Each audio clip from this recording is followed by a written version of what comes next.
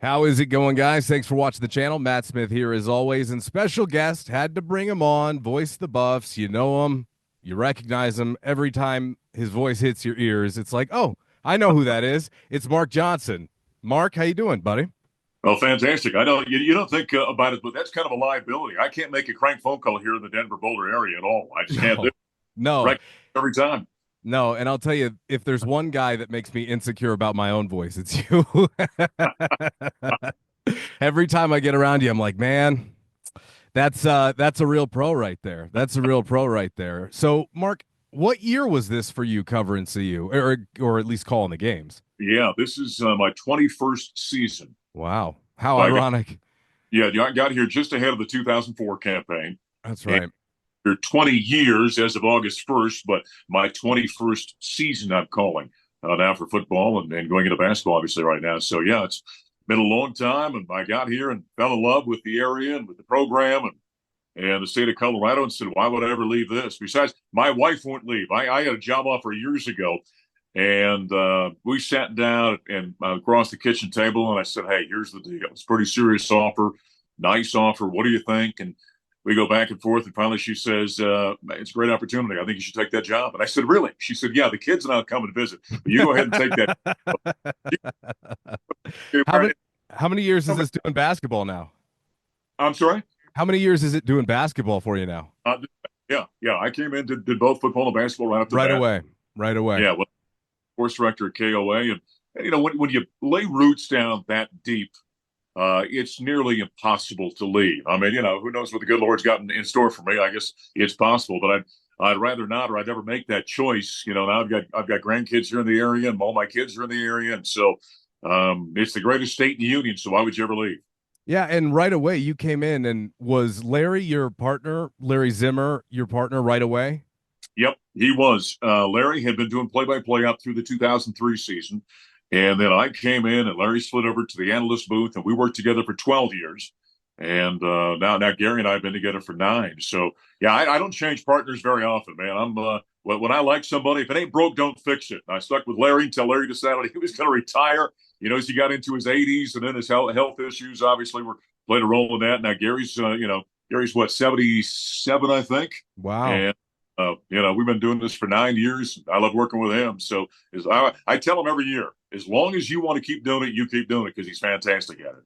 Yeah, he's great at it. And you know, it's funny because you and I have known each other since I started around the program, which was got to be almost 13, 14 years ago now. So I've known you for a very long time. And I remember when that transition happened from Larry to Gary.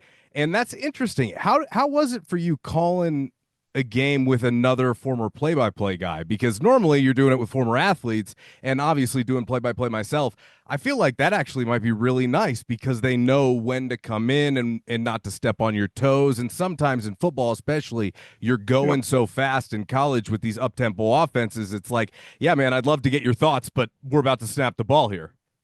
Well, there's two sides to that coin. Now you got to remember when I took the job in '04, I'm out at Syracuse, and I've been there for 2 years and called their national championship. And I get a call because I in '03 I'd come out and I'd done 2 Denver Broncos games. The Broncos in KOA radio called me, and I came out and did a couple of Denver Broncos games. And so that was my initiation or connection anyway to Denver. And then, as the good Lord would have it, the next year Syracuse came through Denver in the Wow. NCAA at downtown there, and at the time I think it was a Pepsi Center at the time, whatever it was called back in the day. And so we started having conversations. And so when I eventually accept the job, because they take me aside and said, hey, how would you like to be our sports director and do play-by-play for the Buffs, football and basketball? And I'm like, fantastic. And so we come to an agreement. Larry and I had not talked. Now, obviously, in our business, it's a small enough business. We all of us in the play-by-play world, college and pro, we all kind of know each other for one reason or another. And so I knew who Larry was, but we had never met. Um, I accept the job. It hits the media, and so the word's getting out. The phone's ringing in interviews and all this sorts of thing. And I get a phone call one afternoon. I was actually doing the Toronto Blue Jays had a minor league, a AAA team in Syracuse, the Sky Chiefs, and I was doing one of their games one day. We happened to be in a rain delay, and my phone rings as I'm sitting there. And I look down. It's a 303 number. I pick it up. It's Larry. And so he and I were talking. And by the way, I was told by a lot of guys around the country when I took the job, you're crazy. You don't want to follow him. He was a legend. He'd been here Right. forever. 1971. And so, like that old line says, you don't want to be the guy after the guy. You want to be the guy after the guy after the guy. Sure. And so I took it regardless because I'm not the smartest guy in the world. And we get on the phone, and Larry and I are chatting and kind of introducing each other to one another. And finally, I said, "Well, Larry, when did you find out about this whole thing?" And he said, "About 2 hours ago." So he didn't know. Wow. And Okay. management that did that, I don't think handled him very well, and he deserved much more respect than that. Now here's to show you what kind of guy Zim was, though. Zim said to me at the time, he said, "I want you to know this will never be an issue between you and me because you had nothing to do with it. And so I'm going to be your partner. You're going to be my partner. We're going to work together." And Matt, I got to be honest with you. For those first number of years, you know what it's like. You get to a new community, you don't know the ins and outs and the names and the history. And I didn't know it was Louisville or Louisville. I mean, those kind of things you just don't know. And Zim was phenomenal for either helping me beforehand, or if I did make a mistake, he'd quickly and very quietly say, "Hey, it's here in Colorado, it's Louisville, right? It's not Louisville." "Oh, okay, all right, thank you." And so he was Noted. Yeah. Yeah. of taking care of me and helping the transition, and I will forever be indebted to the great Larry Zimmer for that. And so calling it, was there a different dynamic? Because you had done a bunch of things, and I kind of want to get into your background a little bit before we do talk some buffs, because you and I have a lot to talk about from what was, a quite remarkable season, and it's still ongoing. But was it different at all? Because I'm sure you had worked with a bunch of different athletes, and then getting in there with a guy who does play by play, and speaking of understanding that experience, you want to do that. I mean, it's tough to give up those reins, especially if you're moving to the second chair. How was that transition? Well, you got to remember, and for longtime fans, I mean, guys that are my age and older will remember this. Zim, for many years, did the Denver Broncos along with the Buffaloes. Right. And last, I don't know what it was, 7, 8 years, something like that, he was the play-by-play guy. But prior to that, he was the analyst for legendary Bob Martin. And so Jim had sat in that seat for enough. Remember, he got here in 1971. And I think he was the analyst up until 91, 92, right in that area. Okay. And then right before the back-to-back Super Bowls, so 96 would have been his last year. So he had sat in that number 2 chair for many, many years and fully understand what that meant. He knew what a play-by-play guy wanted. He knew what you needed.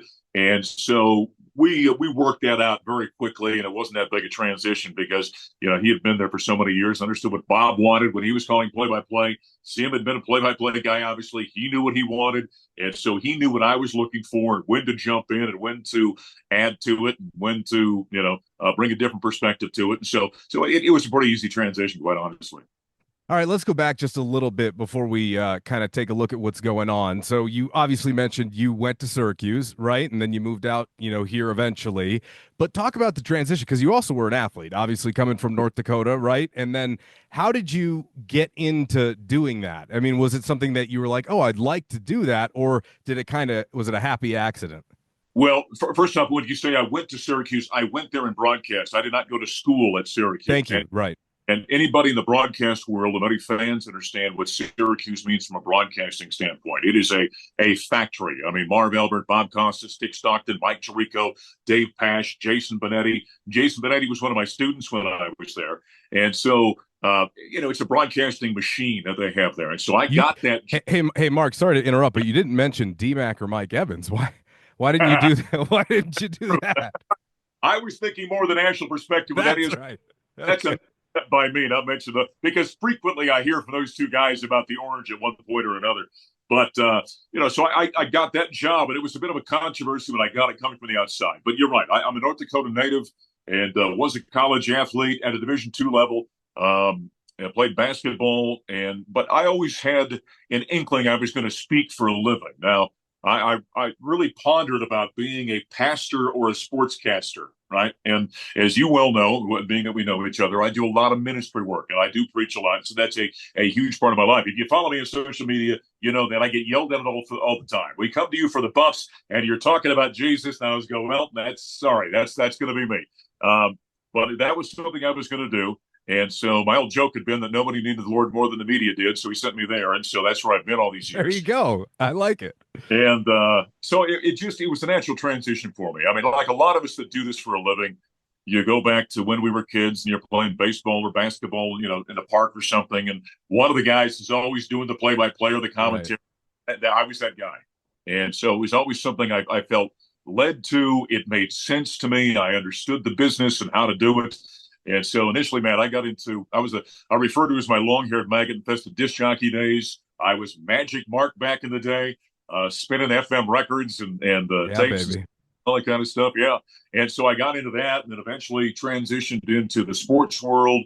Got a little bit of help from Jim Rome at one point. He and I worked together. And so he kind of gave me a little nudge, if you will, in the sports direction. And ultimately found myself doing high school games and in college games and in Division I games. And, then over the course of my career, I've done, NFL, Major League Baseball, all kinds of things. But yeah, it just kind of felt like a natural transition when I was a young man.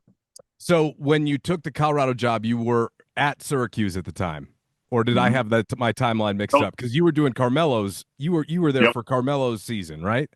Yep. That's right. 2003. Yes. Okay, and then you came right to Colorado, and obviously you love it. You're an outdoorsman, being from North Dakota. I mean, it's an old hat here, the fit for you guys, so it makes total sense. It's kind of a funny thing because growing up in North Dakota, there are no major cities. You don't have a major market there. And so as a kid, I grew up for some years on a farm and then in a town. And I'd sit there in my room and knowing how much I kind of enjoyed broadcasting, I'd dial up that radio, right?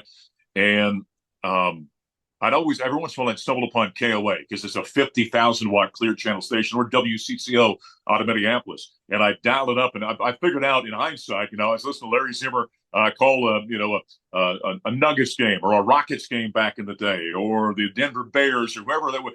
So it was interesting that I would dial those guys up. And I always had a pull. I looked at Minneapolis and Denver. Those are kind of the two major cities when you're a North Dakotan, right? You don't have Right. anything in the state. So I always looked at WCCO, legendary station, KOA radio in Denver, legendary station. But I always had this interest in what Colorado was and what it meant from an outdoor perspective, because I'm into fishing and hunting and all the different things that I do. And so there was something about Denver that always drew me, and I kept my eye on it. And I tried many times to kind of crack the door open at some point, and never could seem to get any traction until it came along in 2003. So it was, I think it was kind of meant to be, I guess. Yeah, and for those who don't know, Mark lives way up in the boonies out in Denver. He lives in a beautiful spot where, 15, 20 minutes out of the city, Mark, you're in the mountains. Yep. Essentially, it's beautiful up there where you are. So did you guys always live up there? Were you in Boulder at all? No, when we moved to town, first off in '03, I guess it would have been the fall of '02, the summer of '02 when I got the job. I beg your pardon, summer of '04, my first football season. '02 with Syracuse. I started making some phone calls, like you do. You're moving someplace new. And I'd been to Denver, but didn't know the area all that well. And so I talked to a few people at the radio station and at the university, and I talked about looking for a house in Boulder, and then sat there for 30 seconds while they laughed on the phone about nobody or one of the coaches or the administrator, because nobody can afford to live in Boulder. That's So right. 2 years we lived there in Rock Creek in Superior, just outside of Boulder. Rent Okay. there, and we're figured we kind of look around. I'll tell you a great story. So when I take the job and the contract is signed, and we're sitting in our kitchen in Syracuse, New York, we lay the map out on the table. And I looked at my wife and I said, well, okay, that's where KOA radio is. That's where Dove Valley is, because I got to spend a lot of time down there covering the Broncos. That's where Boulder is. So there's kind of this straight line, from northwest to southeast that maybe we can look at. And my wife points to the map and she says, I want to live there. And she points way up, way west of the city. Right. What is that? And she says, it's Evergreen. And I said, well, why Evergreen? She said, it's the greatest name I've ever heard. Evergreen, Colorado. And I said, babe, it might be an armpit for all we know, right? We never. So I sent her out, as I typically did. She came and found a rental place. We started running there at Rock Creek. And my second or third day in the job, the kids are with the grandparents while we're waiting on furniture and the move and all that. And she calls me up at KOA and she says, guess where I am? And I said, I have no idea. She said, I'm in Evergreen. Guess where we're moving? And so Right. we spent years kind of searching the area in between Evergreen and Conifer. And well, we don't live in either one in the proper city. We're up in the foothills and the mountains and out in the middle of nowhere and just off national forest land. And so, yeah, it's become a dream come true. And that's just one more reason why I don't think I'll ever leave. Yeah, you got such a beautiful piece of land from all the photos I've seen. I'd love to come up at some point and check it out. I mean, how many horses you guys got up there now? Just three. I've got two that I rope on, the one that injured me, and then the other one. That's right. And then the third horse is kind of the everybody horse. My wife and my granddaughters or friends come up there. That's the one that they can ride. And so we just got the three along with the dogs up here, and that's enough for what we have and what I use them for. You got to share the names of the dogs. Let's see. The dogs are the cattle dog we have, and he's kind of I got him because he's kind of the protector. When I travel, he's the one that prowls the property, and if you want to take your life in your hands, you come in and try and mess with my wife and son as they live here because he'll take care of you. His name is Caliber. That's right. And then I've got the two hunting dogs, the mother and daughter.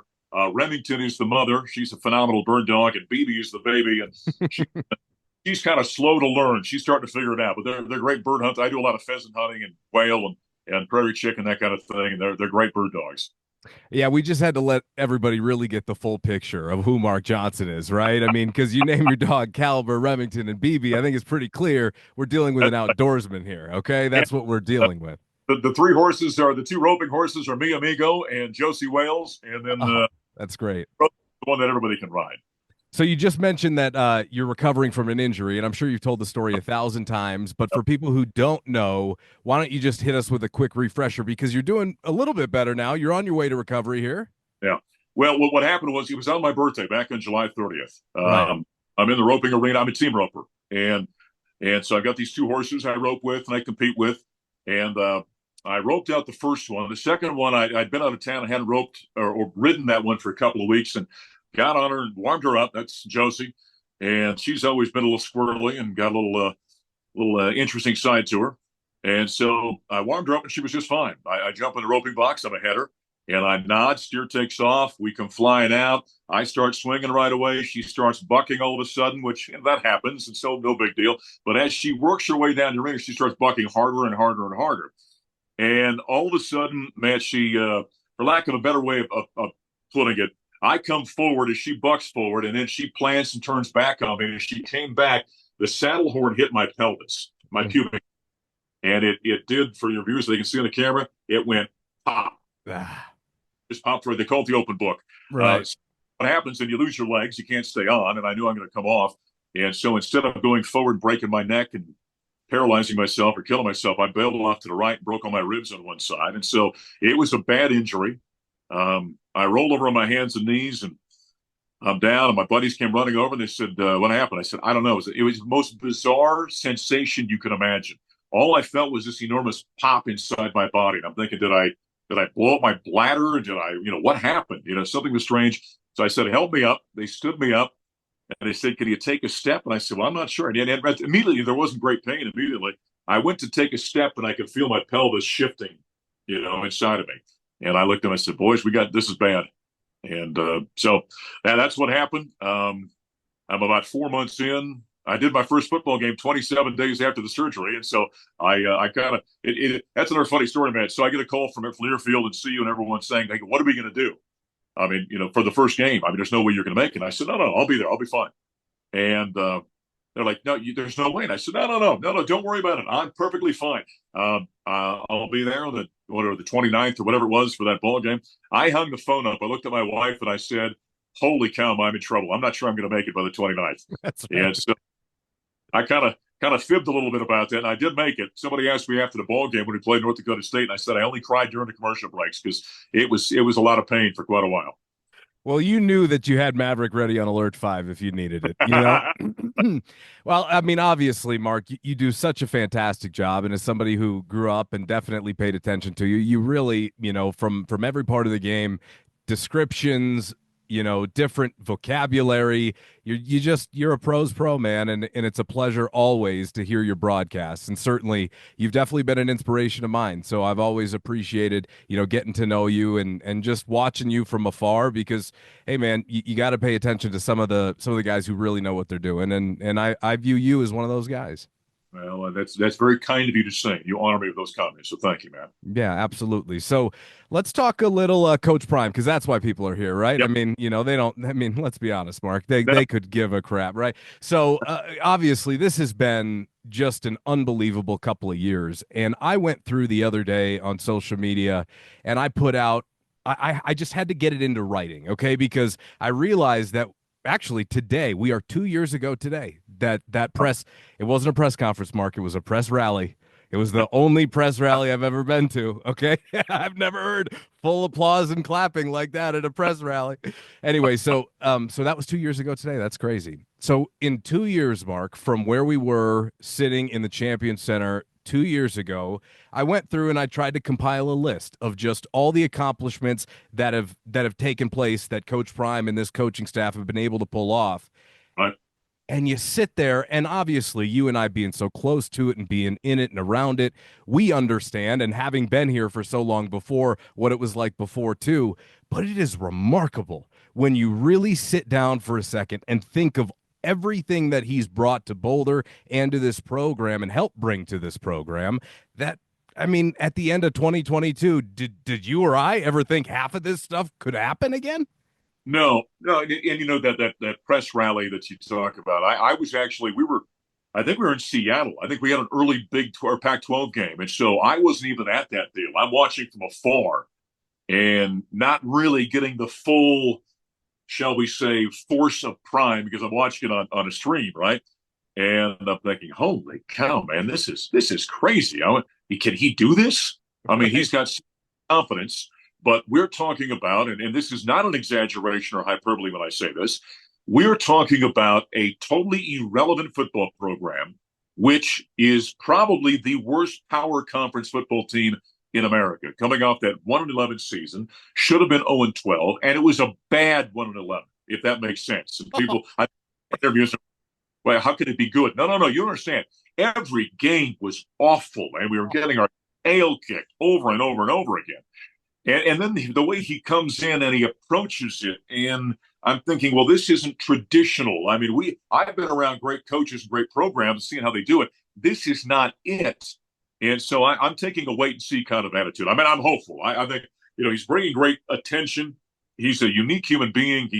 He's an icon. He's one of the greatest athletes of all time. He's a cultural figure. He's been a phenomenal marketer and businessman and broadcaster. Everything he's done. And so I'm hard pressed to doubt it, but I just don't understand it.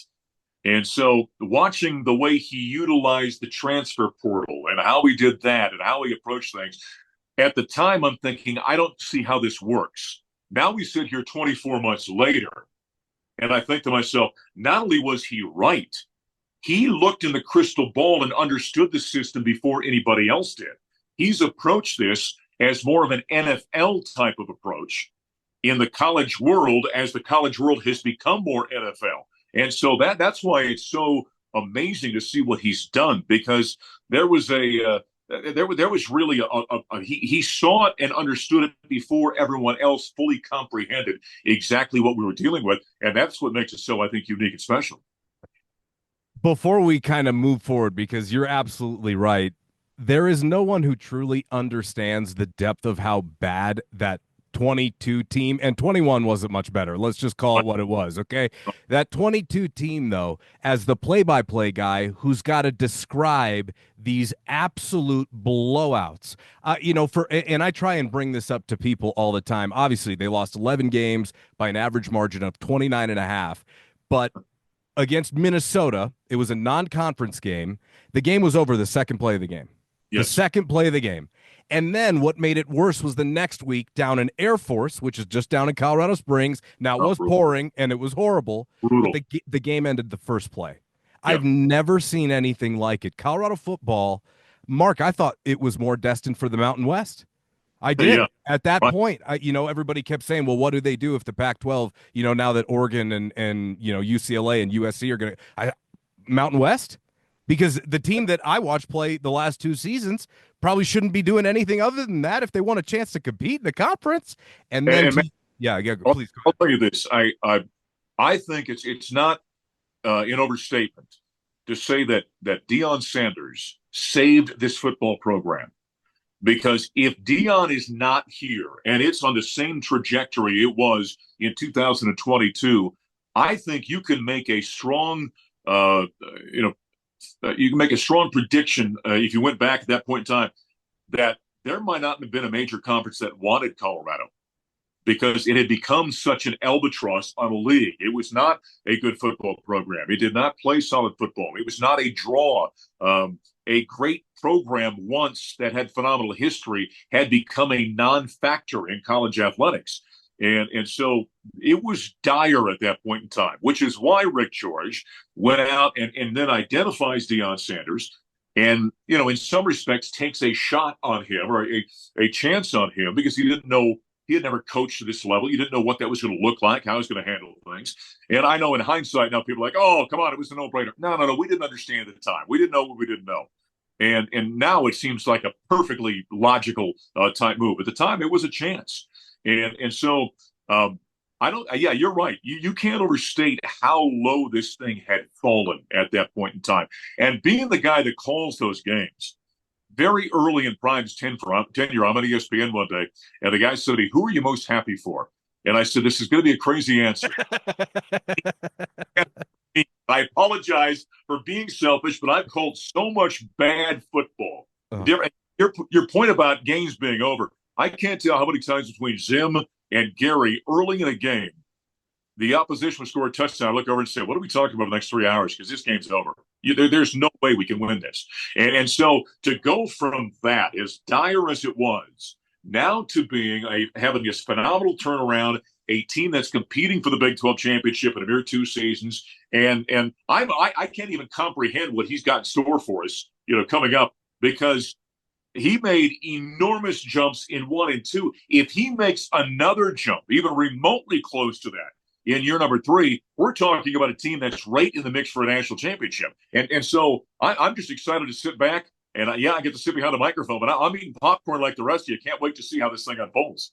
I want to get there about the potential jump and what the future of the program looks like. But I'm curious, just to stay there, what were your emotions at the end of 22 before you knew what was going to go down? I mean, obviously Darrell got fired, Sanford took over, but what were you thinking? I mean, from a kind of inside the castle mentality, knowing that the king had gone crazy type of situation, what were your emotions about everything? Well, having that I called so much bad football, you got to understand, when I got here in 04, 05, Gary Barnett leads the program to the Big 12 North title, an appearance, although neither game went very well, to the Big 12 title game. They fired Gary, big mistake at that point in time, but they did.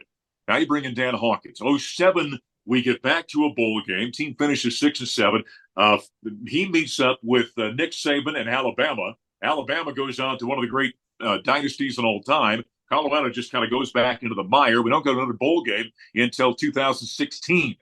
And so you think about how bad the football was. 2020, I don't count. It was that truncated season that we had with COVID and all that. So I really don't count a 4-2 6-game schedule. And so we're getting back finally this year to a bowl game. So that's 1, 2, 3, 4. Now 5 years out of 21 years. 5 bowl games in 21 years I've had a chance to call. So at the end of 2022, as bad as it was kind of just more of the same. And all I'm thinking of is, oh, for the love of God, please, I just pray that Rick can find somebody that can stabilize this. Now, I'm not thinking there's going to be a miracle turnaround like we saw. Right. But I'm thinking is, can they find a guy that comes in and stops the bleeding, and maybe next year you win 3 games or something, and then maybe the year after that, maybe you win 4 or 5, and you just slowly build this thing up. I didn't have any expectation that somebody could come in and flip the switch, and in 2 seasons you go to being a top 25 team and a team that, for a while it was in the conversation rather for the college football playoffs. That I didn't see. But I'm hoping, please get us back to a point where there's relevancy on a Saturday afternoon in Boulder. Oh, and you said stop the bleeding. I like that. It was more like hemorrhaging at that point, right? Like seriously, just somebody make it not embarrassing. Make it so you were watching and you just didn't want to do this the whole time. And the crazy part, and I don't think a lot of the, kind of post-prime era fans understand this. In 22 at home, they got great crowds. That team did not deserve great crowds, but they were all gone by halftime. And it was remarkable throughout the season. And you could see that, man, there's still something there, right? Like there's still people hadn't completely given up hope yet to the point where they just stopped showing up. And I think there was something to it because I remember sitting in that room for the press rally and listening to him talk. And people call you a non-believer, but that's not it. You have to understand how much if you don't get how bad things were by that last conversation, the last Right. 3 minutes of the Right. conversation, then I can't help you. But I remember sitting there and going, "Oh my God, this guy's talking like this. I mean, can we just at least get back to passable? You know what I mean? Before we talk about winning and all this, for the love of God, nobody else wants to go out on the limb and start talking, and being like, hey, we're going to dominate. But then I realized it was about setting a standard. And it was Yep. about taking that mentality because he was right. There was a losing mentality from top to bottom because that's all we had seen. And it wasn't because Yep. everybody was, it wasn't because of the things they were doing. It was because of the results that were taking place. And it had just gotten to the point where it was almost apathetic. And so when he started talking about that and he had to dump all the kids, I don't know how you felt, but I didn't have a problem with those things because we Right. had watched that stuff and it was clearly not okay. What had been allowed to transpire. I mean, Mark Schlereth always talks about, hey, you're either coaching it or allowing it to happen. And so many things had been allowed to happen that the standard had evaporated. And when Cameron Silman Craig the other day after the game brought that up in the press conference, where he said, we came here and set a standard where there was none before. He couldn't have Yep. been more spot on. Right. No, you're right. And there's two things about what you just said, or I think it's important to make a point of. Number one is, and they're both about fans, by the way. Number one, you talked about 2022 when there were people in the seats, and that goes to show you the love that this fan base has for this program. Well, when I got here in '04, for example, you mentioned D-Mac a while ago. Actually, it was Sandy Clough. Now that I think about it, I think it was Sandy Clough that actually Sure. had him out of Broncos one day. We're talking, and I said, I kind of, tell me about the market and the sports world and the hierarchy. And he says, well, you got to understand something, Mark. He said, Denver Broncos are up here. And then after that, when the Bucks are good, they're a distant number two in football. And then everything else kind of falls into third place depending on who's having a good season. And I don't forget he told me that. And so over those years when it was not going well and people kept showing up, I remembered what Sandy had told me. And I thought, you know what? He's absolutely right. So when Colorado football's rolling, like it did throughout the late 80s through the 90s and in early 2000s with Gary Barnett and that group, this place is rocking and it's good. Now, we've never seen it like we do right now with Prime, but it just goes to show you how great this fan base is, number one. Number two, you made a great point there. And it's about, and we all know this, we've got Bucs fans, and you've got this enormous wave of Prime fans who have come in and adopted Colorado as their fan base. And we've all, those of us who have been here and been around a program and covered this program, when we've said things, some of those folks that are kind of new to the program will say, what are you doubting Prime for? And I've always said, we're not doubting Prime. We just know where it was. And it was brutal. And none of us can imagine turning that quickly because of I'm not sure, there might be one person in the world that could have done what he has done. And so I think for a lot of us, when we questioned or we raised an eyebrow, we wondered out loud about Prime coming in. It wasn't, I don't trust this guy. I don't think you understand how bad it's been and how it's been. And now that he's done it, we're like, hallelujah, man, Coach Prime, keep it up. I'm gonna clip that and post that when I post that because that is so well said. I mean, it, you needed to see it before you could believe it, and that's why, at least for me, and I'm curious how you felt. The first three games of last season were, I mean, you could even extend it to the first five, in my opinion. But really, Yeah. that 3 game winning streak, I just knew what was coming, right? You and I have been in and this is another part of it. When I said, I know what's coming down the stretch here, you're going to have to go to Pullman in late November, and then you're going to have to spend Thanksgiving in Salt Lake. And, here comes USC, and you got to go to Oregon. Like, there are levels to this thing, to quote Coach Prime. So I knew what was coming, but it was that TCU game, man. Yeah. When they pulled that off, it was like, what just happened? What was it? What were the emotions of that game for you? Well, there's a couple of things. First off, was exactly that. Holy crap! They just beat on their home field the national runner-up from a year ago. Okay, so that was number one. Number two, very early in the game. Now again, we're learning what Prime is all about and what he brings and the attention that comes along with him. We're probably midway through the first, maybe late first quarter. We hit a commercial break, and I picked my phone up, as I always do, to look at it, and it's exploding. Wow. I looked at Gary, and I said, we better watch what we say. And he says, why? And I said, apparently the world's paying attention to us now. where they hadn't before. I mean, we've all seen that great Bob Uecker moment, in Major League when he Yeah, cusses. You can't say that. No one's listening anyway, right? that's right. That's the way I felt at times in the fourth quarter games for years because their games were over. When we took the air and saw the response that was happening, I mean, people talking about what we're talking about and what we said and how we described it, whatever it was, I thought, holy cow, man, the world is really paying attention to this. And then it grew and grew and continues to grow to this day. And so it was just such a bizarre experience. And then you throw on top of it the pregame shows were there, and 60 Minutes is here, and Time Magazine, and political shows come in, and then The Rock is walking down the hallway, and the Wu-Tang Clan, and all That's the right. things that go along with this. And I'm like, what is? I can't even identify the world I'm living in right now. And I like it. I think it's kind of fun. I hope we win some football games, and then it just kept building, and that's why it's so hard to get your head around it. For those people that weren't here beforehand, they can't even, I think, understand the measurement we were going from this to that, and how bizarre it was for those of us who had been here. I'll give you a great example of that, and it's at that TCU game. So I'm in the Yeah, press box, okay, and it was a hot day. I don't know if you remember that one. That was a brutal one down there in Fort Worth. But I'm in the press box, and there's a ball that Shedeur threw to Travis in the first quarter that Travis laid out complete extension for, but missed. Do you remember what yeah. I'm talking Yep, about? Kind of in that far corner of the end zone there.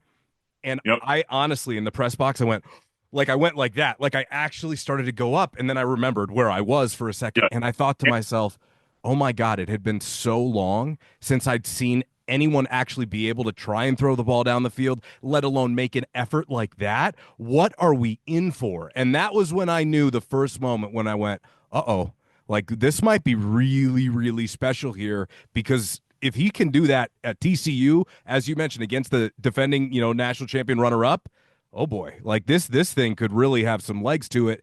Then they win. Then they win. And my second moment that day was sitting in the tunnel of the stadium for our press area afterwards, post game. And it was the smallest like press room because you were just in the side of like a hallway. And there were more national writers in that little area than I've ever seen in my life. I mean, Yeah. Ed Werder, Rittenberger, anybody who covers college football, everybody was there. And I'm going, oh wow, I knew it could be big, but I didn't know it was going to be this. And Right. we might be in for something. And as you mentioned, the next 3 weeks are kind of like a fever dream.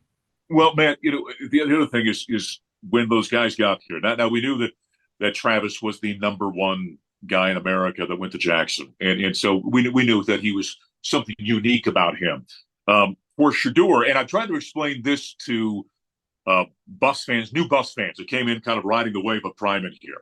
I said, you understand, there was recent history, not terribly long ago history, about a coach and a son quarterback combination. And so don't think for a moment that if you're a longtime CU fan, you didn't look at that and go, oh no, here we go again. And I knew that he had Shedeur put up big numbers down there. I understand that. But still, there's that haunting feeling about, and I'm not criticizing Cody Hawkins. He did a phenomenal job while he was here. But there were aspects about that were a little bit uncomfortable. And so when Shedeur gets here and you watch him in practice, and I went back and watched some tape from Jackson. I went, well, holy cow, this dude looks like he's got the tools. And then you see him in person, and you watch him in practice, and you go, well, he's got a nice arm. He's pretty athletic. He moves well. He seems to make the right reads. So then when you finally see him in football games against Nebraska and against TCU to kick things off there, and you see what he's capable of, and now you've seen him in a real game with live bullets and real competition at a high level, and then you immediately go, okay, this cat's really good. Now, as it's turned out, he's not just good, he's great. He's the best quarterback in college football right now. And so there was that process we all had to go through to kind of watch it and learn it. We had heard, great, I hear stuff all the time that doesn't turn out to be true. So I needed to see it. And then I saw Shedeur, I saw Travis, I saw Cam, I saw what Jimmy looked like out there, and the whole thing started coming together. And he went, okay, this is actually real now. And so it was a learning process, I think, for all of us that had been here before. 100%, really well said. And then obviously you start out 3-0, you go to Oregon, and we knew what was going to happen at Oregon. You might as well not have even gotten off the bus in Eugene that day. I mean, let's just call it what it is. And I think after the game, everybody acknowledged that was when it kind of hit in. It was like, oh, okay. I Yeah. mean, we've done something here, but it's not there yet. I mean, we got a long Yeah. ways to go. Yeah. Yeah. So I'm curious though, because then the USC game, obviously Travis got hurt, and I think that if he plays against, USC, they win that football game. But, here nor there, it was the Stanford game that changed things last year. What was that like from your perspective? Well, it was just disappointing because there was such a great first half, and then it was a tale of two halves, obviously. And he gets away, and Stanford comes back and wins that ball game, and so that was disappointing because with the momentum that had been building, and that was kind of took the air out of the balloon a little bit, and so I didn't think this thing could go from 0 to 60 in one season. I knew Right. there growing pains in year number one. And although it was a fantastic turnaround, that start was unlike anything I've ever seen. It showed us, okay, the first step has been fantastic. There needs to be further steps now to really get us into the conversation. And so, disappointing, but the way we are as humans, we've got this human nature where we want more, right? So that 3-0 start had us all just insane. And fans, we love you, but I say it all the time on the air. Fans see with their heart, not with their eyes. Right. And they're 3-0, and the fans are thinking this is just going to happen. We're going to go 11 Right. and 1. And Coach and I are sitting there in the booth, and Gary's like, "Boy, they made phenomenal improvements. There's a couple of holes. There's a hole here and a hole there, and some other areas he's going to have to fix, from a roster standpoint." And so I think through the Oregon game, the Stanford game, it was just a reminder that this process is going to be ongoing. And although this first step's been great, there's more work to be done.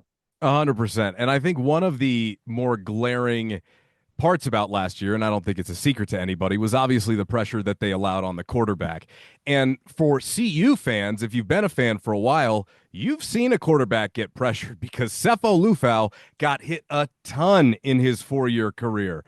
Compared to how he got hit and how you feel Shedeur got hit last year and what he's had to deal with. Obviously, was he sacked 90 times in the first 2 seasons or something like that? I mean, it's unbelievable. What was the comparison there? Because Shedeur really, the fact that he kept bouncing back, man, because he took shot after shot.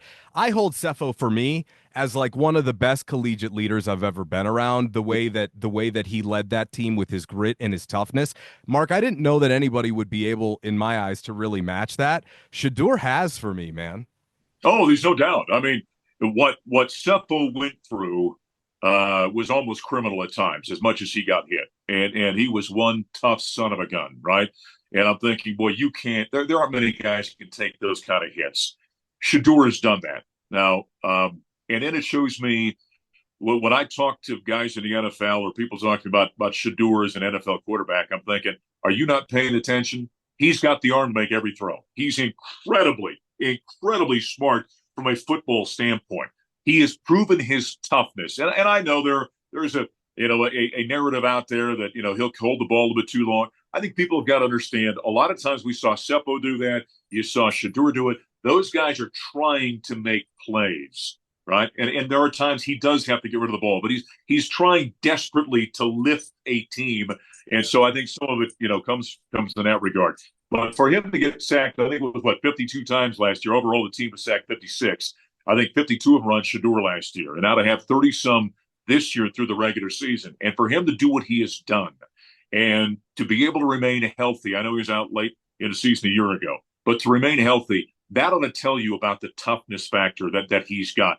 And the more you're around him, the more you watch him, the more you watch how he carries himself, how he orchestrates an offense, how he leads guys, how guys respond to him. The more I say to anybody who listen, if you're in need of a quarterback and you don't take him at the top of the draft, you are missing out, because that's the guy that I think is going to play 15 years in the NFL and have a phenomenal career. He's one of those guys, Mark. Yeah. Oh, yeah. And, man, I've got a theory on quarterbacks I've been preaching for years. And the theory has always been that You think of, I don't want to pick on anybody, but think of the quarterback that came from the team in college football that game in and game out had more talent than anybody they played. Dylan Those Gabriel. have to, right, those guys don't have to overcome things. They don't have to lift a team. I've always thought the best NFL quarterbacks come from teams where they have to lift a team from their position. There are some guys that may, fall into the other category. Peyton Manning would have when he's at Tennessee. But when you think of the great, Ben Roethlisberger's of the world, Aaron Rodgers was at Cal. That wasn't a very talented program when he was there. What John Elway did at Stanford, he lifted a program. Andrew Luck, these guys lift programs. Tony Romo at Eastern Illinois, guys like that. Roethlisberger's at Miami of Ohio. So those guys lift. So I was really grade a quarterback on that.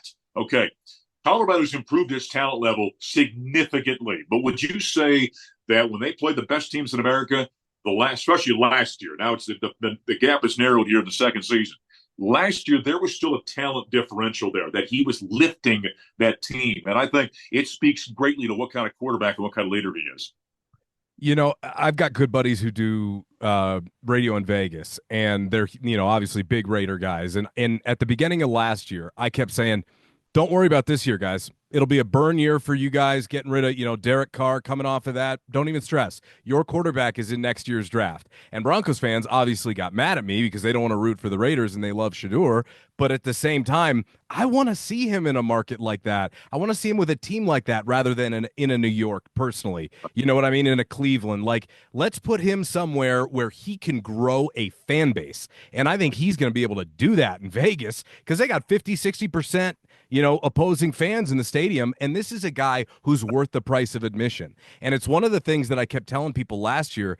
I go, do you not understand that he was sacked, as you brought up, 52 times, hurried a gazillion more times, still threw for 3,200 yards, 27 touchdowns, and 3 interceptions with a 70% completion percentage? Right. Like, unless you watched the games, you would probably never really be able to understand and comprehend exactly what you're saying. He is the system.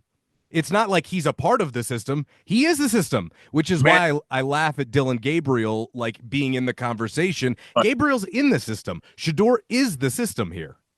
The thing about it is, I've said this, and when you first say it to Bucs fans, I think they recoil a little bit. But I was speaking at an event here a short time ago, and I said, I think it's time we just go ahead and say it. He's the greatest quarterback the University of Colorado's ever had. Now, Period. people back, they think Darian, and Darian's a dear friend of mine, and I love him. And you go back to Coy and Cordell and, Klatt, and there have been great quarterbacks, except what we mentioned. There have been great quarterbacks who come through here. But Shedeur, in 2 seasons, has put himself essentially in the top 5 or 6 of virtually every statistical category from a career standpoint in CU history.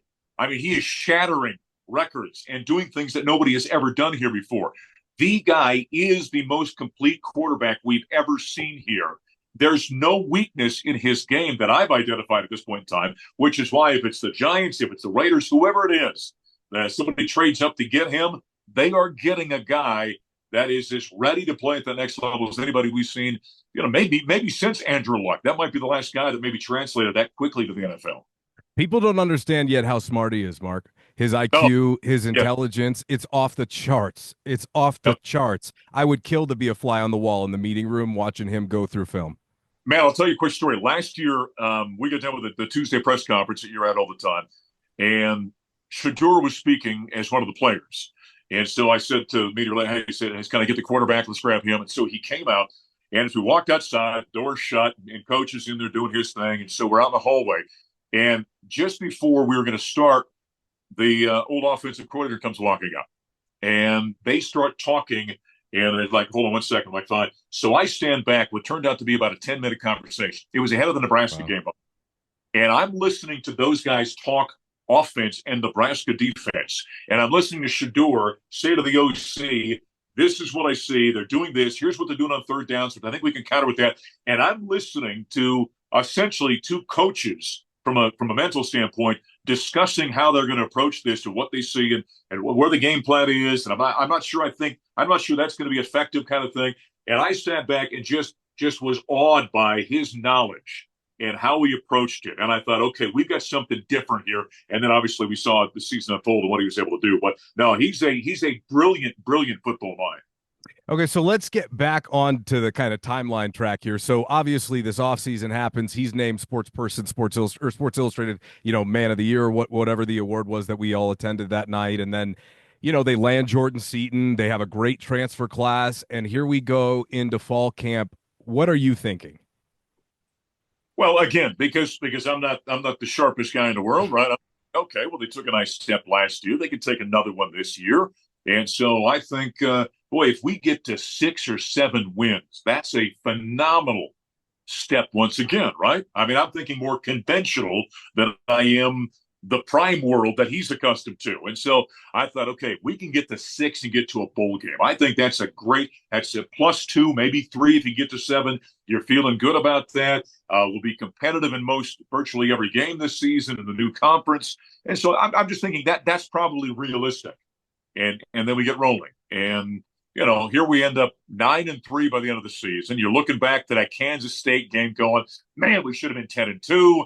You look back to the Kansas game, and so there's all sorts of things you look back on and go, this really could have been an 11-1 team, won the Big 12 outright, been a top 10 team in the country and in the middle of the football playoffs. And so that just goes to show you how, my vision or my expectation wasn't quite what, Prime's realities are. Yeah, and I like what you brought up, the 6 to 7, because that's what I said too. And I'm not one of these guys who makes predictions and goes, "Hey, take it to the bank, 6 to 7." Right. I knew they Yep. would hit their over of 5.5 this year, but I Yep. always said this, that hey, I believe this is a team that can get to 6 to 7, and I also believe that they have the talent to get hot at the end of the year. I don't know what that looks like, but I could see Right. it when you've got Shedeur and Travis, who I believe heading into the year are the 2 best players in the country. I've never had a doubt in my mind about that. You just have to watch them in person a couple of Yep. times, and then you get Yep. it. You're like, oh, okay, yeah, these two are just absolute studs. So those were my expectations as well. But here's where my additional questioning came in.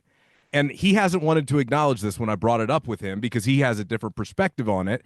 But he hired a bunch of first-time guys at their position. He hired Phil Lodeholt, who had never technically held that title before as O-line coach. Now he's done it in the NFL, and I understand his perspective. Yep. Livingston, right? Lewis, Sapp, and I started to realize throughout fall camp, like, wow, they actually have a really special group of coaches here. Man, I hope they can put it together because I think he's got something going with the staff. And that was one of my bigger questions heading in, simply because we didn't really have anything tangible to look at.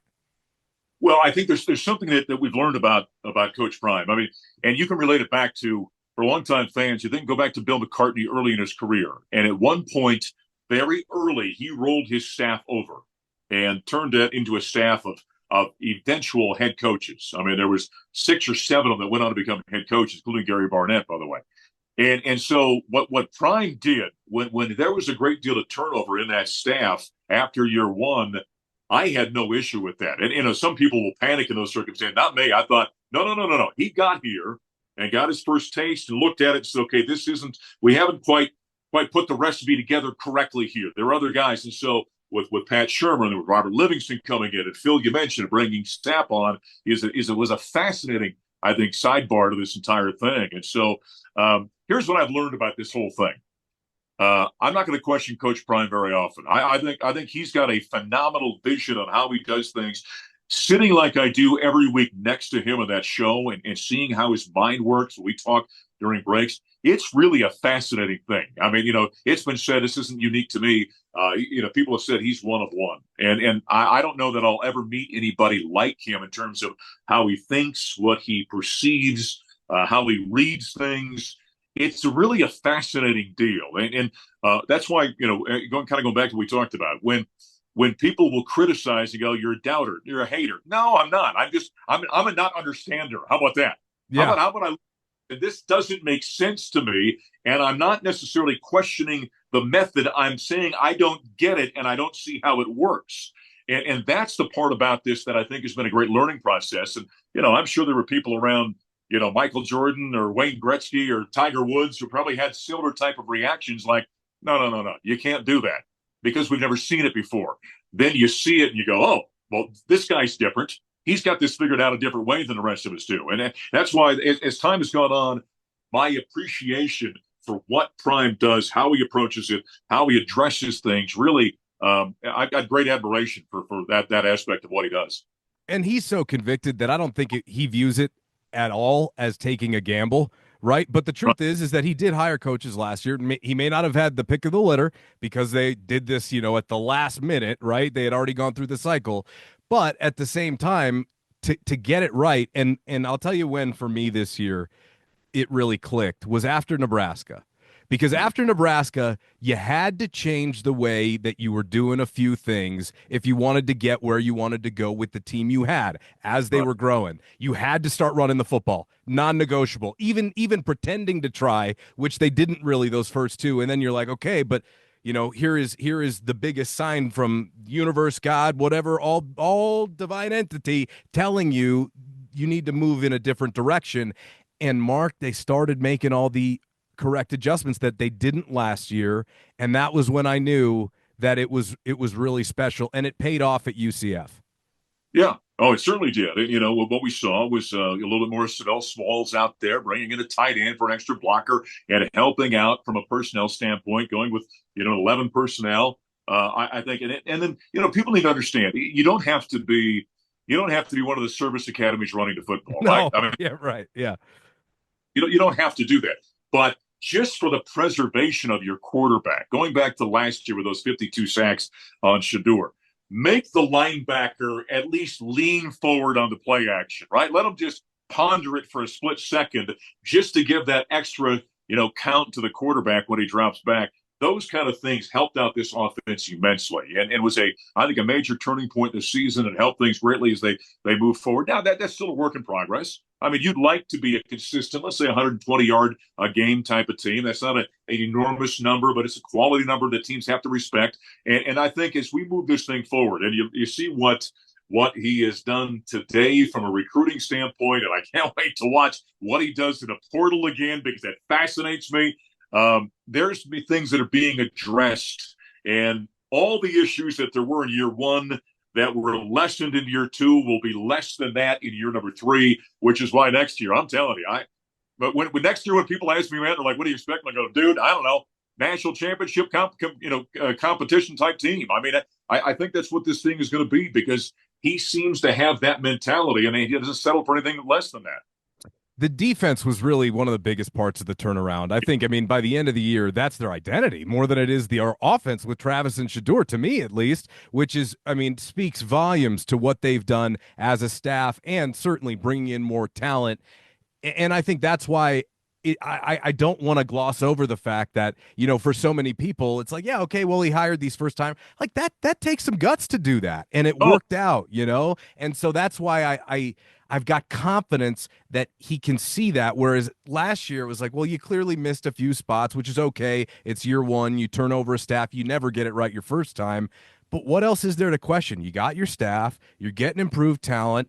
All the exposure is there. It's got to be a matter of time. And Robert Livingston, Sapp, Dancy, Lewis, the whole cast and crew there, Hart, Mathis, they did a phenomenal job this year. Yeah, without question. And I'll be real honest with you, and I joked with Robert about this. I walked into an event last year. I was going to speak with Prime, and they tell me as I'm getting there, they said, hey, by the way, you're going to interview Robert Livingston on stage. I said, who's yeah.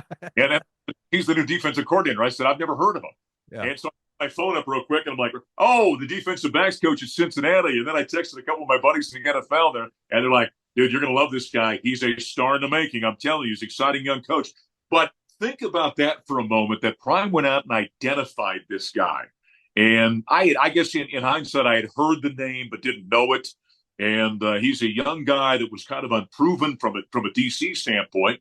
But Prime identified something again, saw what he was looking for, and there's a reason he's a finalist for the Broyles Award, because he's one of the great assistant coaches in the country right now and an up and rising star in the coaching business. And so, yeah, it's so impressive. And that's why, listen, every year, every coach I've ever been around, you find out that every year there's self analysis that goes on. They look for where the warts are, and you try to take care of that then and fix them and mend them for the following season. from year one to year two, amazing job doing that. You expect the same thing from two to three, and that's why I can't say enough. And I was on a show the other day, and the guy says you're kind of a homer, and I said no, I'm just reporting the facts to you. I've seen it, I've watched it, I've seen the improvement, I've seen what he does, I've seen how he approaches it. Yeah, I guess if you want to call me a homer, you can go ahead and do that. But the proof is in the pudding. We've seen the improvement. We've seen the continuity in the staff. We've seen the talent rise in the roster. It's all happening in real time. I'm not giving you opinion right now. I'm telling you what's happened, and I'm not going to question the fact it's going to happen again next year.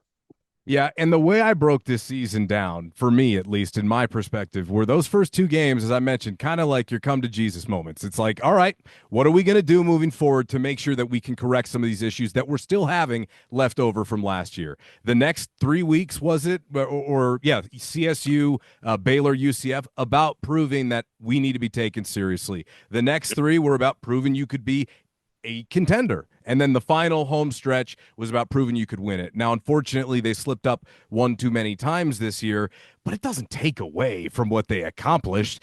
It's disappointing because I think as the year developed, expectations did as well because we knew they were capable of so much.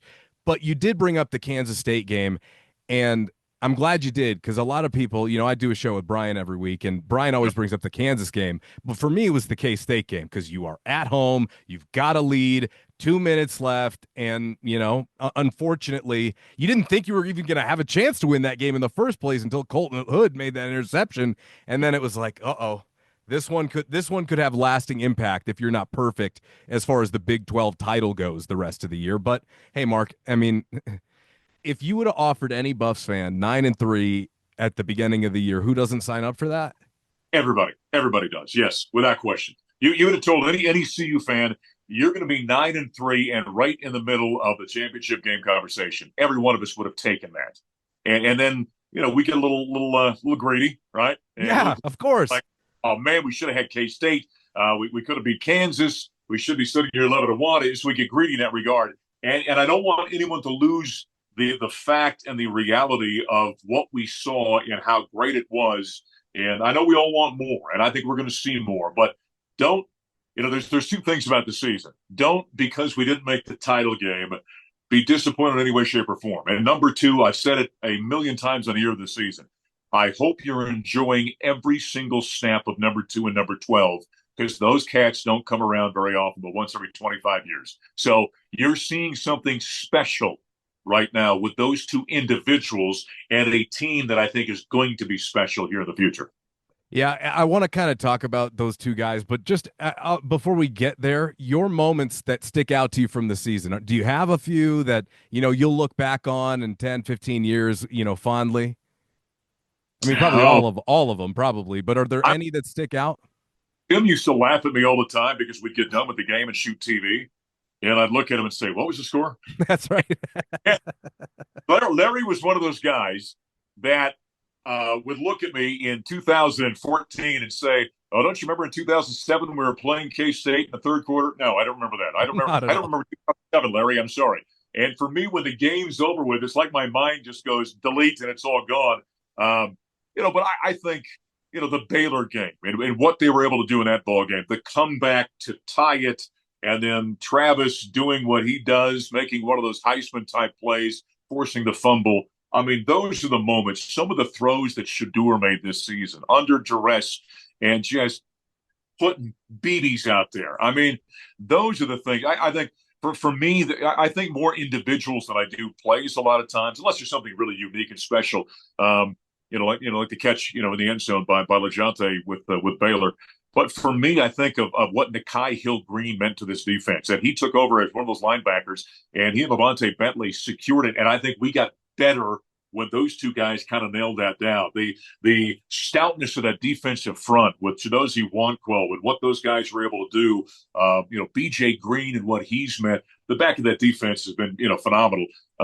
What DJ McKinney has done opposite the best player in college football, knowing that he's going to get that kind of attention. And then the heart and soul of this whole thing back there for me is Cameron Stillman-Craig. That dude playing with his hair on fire every single ball game. He is just a football playing Jesse, as a buddy of mine used to say.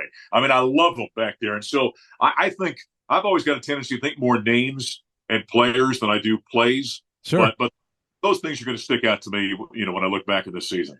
I think what's crazy about this group is that for me, the plays will stick out too. Like if you ask me about 2016, there's maybe a couple that I remember, like maybe Cepho grinding at the goal line, Lindsey, pounding it up the middle, maybe a couple of those, Bobo with a nice catch. You see us. But I mean, I'll remember so many of the plays because of just how special some of this talent is. And I do want to talk to you about Travis. I I personally, Mark, believe that he is the best cardiovascular team sport athlete I've ever been around. Any Right. professional sport, I mean, he'll come to the post game, not a beat of sweat, not a beat of sweat. I've never seen anything like it, especially after playing 160 whatever snaps. It's tough for me to describe to people who weren't lucky like you and I to be able to see it up close. From your perspective, what does Travis mean to you? What kind of player is he to you? Well, I'll tell you this. Gary sent me one game, middle of the season. Travis had done what Travis does. I mean, he makes some ridiculous play. And he might be the greatest athlete that I've ever witnessed firsthand like this, right? I can't think of anybody else. And I've covered some great ones. I mean, we just had LaVisca here a few years ago as a freak of an athlete, and Philip Lindsay was phenomenal. And I think about, watching Cheeto, Awuzie, yeah. was phenomenal, and those guys that were on that team, and Daryl Scott was here early in my tenure. Now Daryl never turned out the way we thought he was, but he was a freak of an athlete when you watched him firsthand. Calling Carmelo's games in college and those kind of things. I've seen some great ones. What Gary said to me, it was relatively early in the season, maybe a third of the way in. He said, "All right, I've been doing this now for over 50 years, and I will tell you, hands down, I'm not even hesitating. That's the finest football player I've ever seen. Ever. See what he does on both sides of the ball. And I don't know what kind of alcoholic drinks they were picking at the Thorpe Award to declare that Oh, he was finalist for that award. It's simply ridiculous. The way he runs routes, the instinct that he has, the physical attributes the good Lord gave him. I've never seen anything like that. And, right now, Matt, you're aware of this as well. There's this enormous push out there for Ashton Genty. And I'll tell you what, he's a phenomenal running back. Make no mistake about it. I take nothing away from the young man. We've seen phenomenal running backs in college football, right? We've never seen this before. I mean, this is not Champ Bailey. This is not, I mean, you think of the other guys who were that dabbled a little two-way kind of thing. And it's not a result of the accumulation of snaps. That's not it either. Because when a football game is over and you say to yourself, the best athlete on the field was number 12, he was the best cornerback, he was the best receiver on the field every single time there was a snap of the football. At some point, you have to understand what you're seeing is unique. And I'm not sure, I'm not a young man, and so I've got another maybe 15 years left of doing this. I don't think I'm ever going to see anything like this before. I don't think we will in college football because he is that unique and that special. And that's why if he does not win that Heisman Trophy coming up here in a few weeks, it is a downright crime against humanity because I've never seen anything like what he's done. I may rush the stage. I may not have a choice. I may grab the microphone like Kanye and go, Taylor, I'm going to let you finish. But Beyonce had the video of the year. I mean, I can't. It would be incomprehensible Yeah. because, to your point, and it's hard for me to describe because a bunch of guys who played in the NFL. So do I. Yep. Same as I. I know a lot of guys who are not connected to CU at all. Same as you. All those guys go, yeah, well, he's not going to be able to do that. And I go, yeah, I will. Yeah, I will. Yeah. It may not be 100% because they may want to try and, pace him because there are more games in a season. And certainly it's everything. The intensity's cranked up a notch. There's no doubt in my mind that he's going to be able to do this at the next level. Honestly, yeah. I mean, he could do whatever he sets his mind to. Because again, go back to what we've been talking about. Because we haven't seen it, we doubt, right? Well, and so you wonder about the physicality of that league. And Travis is a phenomenal athlete. He's not the thickest guy in the world. But then again, because of his athleticism, he doesn't get directly hit very often as well. And so I think it's going to be a fascinating thing to watch. Throughout the year between coaches and scouts that I know in the NFL, I'll text on a regular basis. And I love asking them, is he a corner? Is he a wide receiver? And you get differing opinions about where they think he would be the best at that level. But the thing about it is, at this point, after watching him now for 2 years, last year I would have been one of those guys that said, yeah, I don't think he can do that at the next level. Now, after watching him 2 years around doing this, I'm thinking, you know what? I think he probably can do that at that level. And so that's why, along with watching what Shedeur does in the NFL, because we both think he's going to be a great quarterback, ultimately as an NFL player. Watching Travis and how somebody out there, and what you really hope for is that whatever franchise gets him is creative with him, right? The one thing we know about coaches, they can be very cut and dry in their philosophy, and there can be coaches that whoever the player is, whatever their talent skill is, whatever their skill set is, damn it, you're going to play in my system. And I hope he goes to a place where they're open-minded and creative with him and said, let's utilize him. Now, maybe he's not going to play 160 snaps a game in an NFL game, but they utilize him on a regular basis on both sides of the ball and really get creative, elevating, what kind of player he can become at that level. I think it would be a fireable offense not to do it as a coach or a general Sure. manager. I really do. If you got that type of talent and you said, you know what, this week, yeah, I know we're one of the worst teams in football. We actually don't want the help offensively this week. What team, when they get them on the practice field, is going to be able to say that? So it'll be interesting to see how it goes, and I'm sure Coach Prime will make sure that or at least do the best he can to make sure he doesn't end up in a situation that won't set him up for success. But I had somebody say this to me today. They were like, well, gosh, I hope he doesn't go to Jacksonville. I'm like, look, the price of being the best is going to a place that's not very good and being responsible and turning it around. And based upon their history, I give them a pretty good shot. Now, I will also say this, and you and I understand how the NFL works and how the draft works, and I would be willing to sacrifice 26 and 27 if I had picks 1 or 2. I'm talking about first round picks in 26 or 27 to pair them together, Mark. Well, it'd be I would do fascinating. it. I mean, I think there have got to be some teams out there that are looking at this and thinking creatively on, we've got a guy that's a generational player in Travis Hunter. We've got another guy that is a very high level NFL. You expect him to be a long time NFL starter, all pro type quarterback. And they got to be looking at this and going, man, how can we massage this enough to see if we could pull these two guys in? Because number one, they bring phenomenal skill. Number two, we know they're the kind of guys that come in, you're not going to have problems with them off the field. Never. And they bring star power immediately to your franchise. And they have a chemistry that you could go an entire career and never develop with somebody else, because there's a lot of stuff that's improvised and made up on the fly. I would never normally advocate to do something like this. I don't like to play fantasy football. Hey, what if this happened? You have to have picks 1 or 2. You have to have one of the top 2. I would seriously consider it, because you're drafting 3 players. You're drafting the best wide receiver in the country, the best quarterback, and the best corner in the country. You can have next year's first. And the year after, for that matter. So I have been just blown away by the talent, and very grateful, Mark. I find myself here, at the end of 2 regular seasons with these guys. Just I'm kind of out of words to describe them. I find myself full of gratitude and appreciation. Well, I tell you what, what you learn in this business, that when we get a front row seat like we do, when I called Carmelo and watched him as a college player, was the best player in America as a freshman, winning a national championship, most outstanding player in the Final Four, and that was my first year at Syracuse. Like, well, I guess we do this every year, right?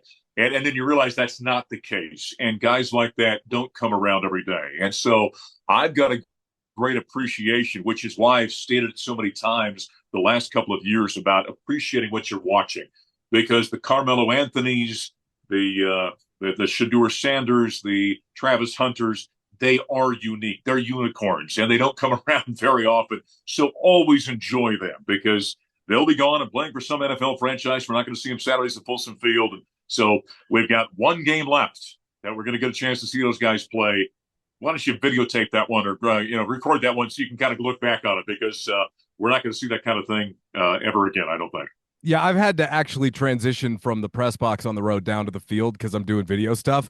I am so glad that I did that so I could be at field level to watch this year. I mean, it's different when, it doesn't really matter. I mean, we're all still the same, but it's been so special to see the camaraderie, not only the team, but the coaching staff and the job and the culture and the standard that they have established here. It's Yep. wildly impressive. A quick note, because this is National Signing Day. Mhm. Juju Lewis, 5-star quarterback, younger kid comes to the program, maybe a little bit of a reset year because let's be real. Yep. Let's call a spade a spade. 2-12 cover up a whole hell of a lot every Saturday, no matter what. So that being said, what are your thoughts on the future of how this is going to play out and what the future of this program? Well, being an employee at CU, I cannot mention anybody specifically. I'm not, Other although that recruits, they did sign today, and so I guess now that I yeah, can, we're always left and right. I Um, understand, but they yeah, signed. but Ink's dry. well, no, as we talked about earlier, I think when you look at it, Matt, um, that jump that Prime made from year one to year two, I expect something similar next year. I do really think. Now, you're not going to have a senior quarterback. You're not going to have a junior dual player that's the Heisman Trophy winner. I understand that, but the depth will be improved. I think by next year you're going to have I think an improved football team on the offensive line next year, and so the staff will have another year together. So I think this is going to be now. Will we see situations where number 2 and number 12 are going to have to be Superman out there? No, I think there'll be more of a team aspect or team kind of approach next year with this entire group. And but I think it's going to be a great year. I really think that with what he's doing and what he's learned and what he's adding, what we saw on signing day today, what he's going to do in the portal, I really think we can see another step forward next season. Now you're not gonna, like I said, you're not going to have that senior guy you can lean on every game. And for a young quarterback, you're going to have to learn. We understand that's going to happen. That's just part of the process. But what they put around him, I think, is going to be very special next year, and I think it could be a lot of fun to watch. Well, Mark, thanks so much for taking the time out of your day. You are a true pro and a good friend, and I really appreciate getting your perspective because, hey, man, there's not too many people that have been around it, especially like you and I have been, and it's always fun Yep. chopping it up with you. And certainly compared to where we were just a couple of years ago here in Boulder to where it is now, it's unrecognizable. And you're kind of normalized to a lot of it now because as Coach Prime brought up, and I thought this was maybe my favorite quote of his after the Kansas game, you could tell how much everybody was hurting because they were hurting. They knew what happened. But Yep. Coach Prime said, I was glad to see that the fans are disappointed because then we succeeded in establishing the expectation. And that's I don't know how much more needs to be said. Well, Zim used to talk all the time about, kind of that 87 to 94, 95 stretch right there. And I had to sit back all those years and go, man, I'd like to be there sometime. We're living in that right now. We're Yeah. living in that excitement, that kind of expectation, championship, level play, NFL level rosters. And so I'm getting my taste of it right now, like the rest of Buff Nation. The long-time fans are going, hey, it's back. The new fans are going, well, this is the way it's supposed to be. I'm sitting back and going, well, thank the good Lord, it's here again, and we get to enjoy it. Great place to leave it. Thanks so much, buddy. All right, man. Take care.